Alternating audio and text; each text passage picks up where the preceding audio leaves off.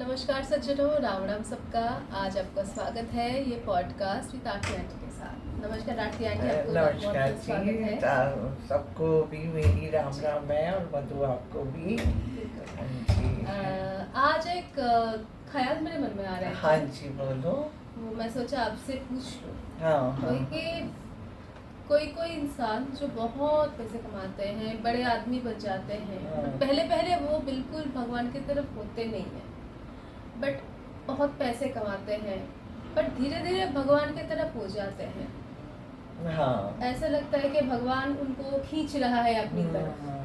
पहले वैसे नहीं थे, बाद में भगवान की तरफ मुंह मोड़ लेते हैं। हाँ वो बेटे। कैसे होते हैं? बेटे कई बार कुछ ऐसे लोग भी होते हैं जैसे बड़े पैसे वाले होते हैं। कई वो सोचते हैं ये तो मैंने मेहनत करी है, मैंने अपनी मेहनत करके ये मैंने सब बनाई है अपनी जी अपना फैक्ट्रियाँ खोली हैं, 1 से 2, 2 से 3। जी जी मैंने इतना पैसा कमाया, मैंने मेहनत करी है।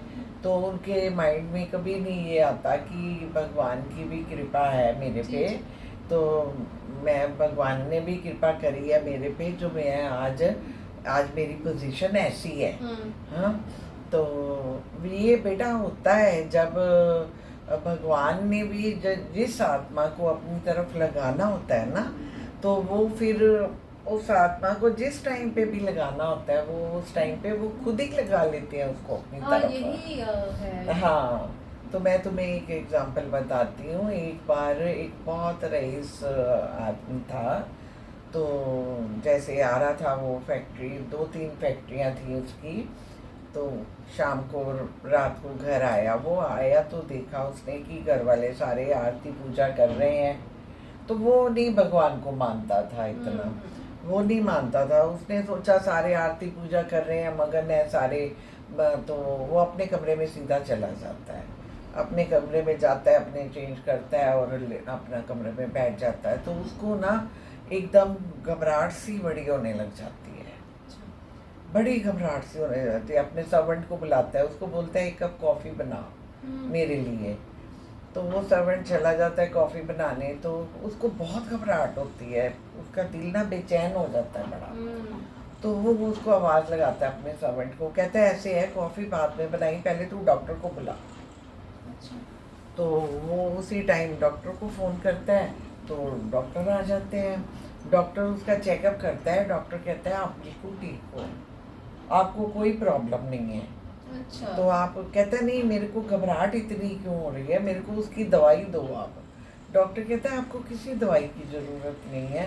पर कहता है नहीं मेरे को जो इतना मेरे को घबराहट हो रही है अंदर से, मेरे को बहुत बेचैनी सी हो रही है मेरे को। तो वो डॉक्टर 1-2 टैबलेट लिख देता है, वो मंगा के खा लेता है। तो फिर भी वो ना रात के खाना वाना भी खा लेता है, लेकिन उसको चैन नहीं मिलता। रात के 1:30-2 बज जाते हैं, 2:30 बज जाते हैं। उसको वैसी घबराहट होती रहती है वैसी। फिर ना वो बाहर आता है, अपने बरामदे में आता है। तो कहता है मैं हवा चल रही है, मैं थोड़ा दूर तक चक्कर काट के आता हूँ। ओके। तो वो चक्कर काटने चला जाता है।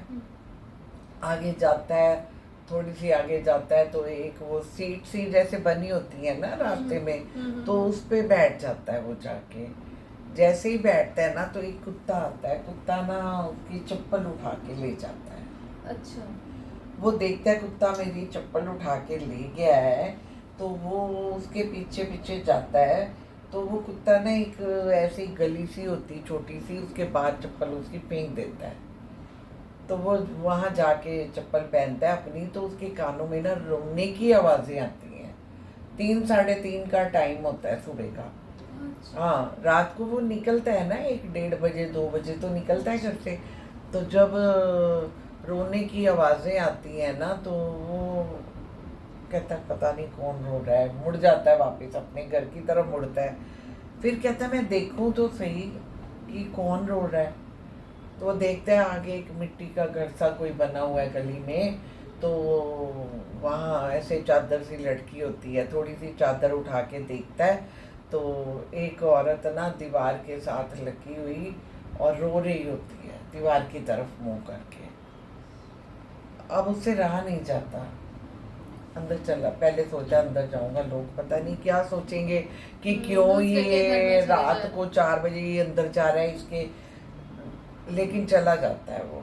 जब जाता है तो उस औरत को कहता है, बहन जी आप रो क्यों रही हैं? वो कहती है, मैं रो रही हूँ, मैं कल मेरे घर के आगे एक साधु निकला था, ये जो बच्चा पड़ा हुआ है 10-12 साल का, ये मेरा बेटा है अच्छा। और ये बीमार है बहुत।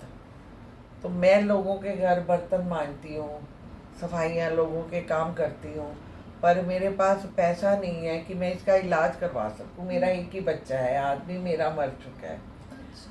तो कल एक साधु आए थे, उन्होंने मेरे को बोला कि तू सवेरे ना सुबह 3:30 बजे दीवार की मुंह तरफ करके तू जोर जोर से रोना शुरू कर दे और भगवान तेरी बात सुनेंगे उस टाइम। तो इसलिए मैं रो रही थी। संजोग हो गया। हाँ, इस टाइम मैं इसलिए मैं रो रही थी। तो वो कहते कि कहते सब कहते हैं डॉक्टर भटनागर इसका इलाज करेगा तो ठीक हो जाएगा ये। तो वो उसी टाइम ना उसको एम्बुलेंस को बुलाता है और उन माँ बेटे को साथ लेके हॉस्पिटल चला जाता है, वहाँ से सीधा हॉस्पिटल जाता है। हॉस्पिटल जाके डॉक्टर को कहता है इसका इलाज करो, इस पे जितना भी पैसा लगेगा ना वो पैसा मैं दूंगा, तो आप इसका ना इलाज करो।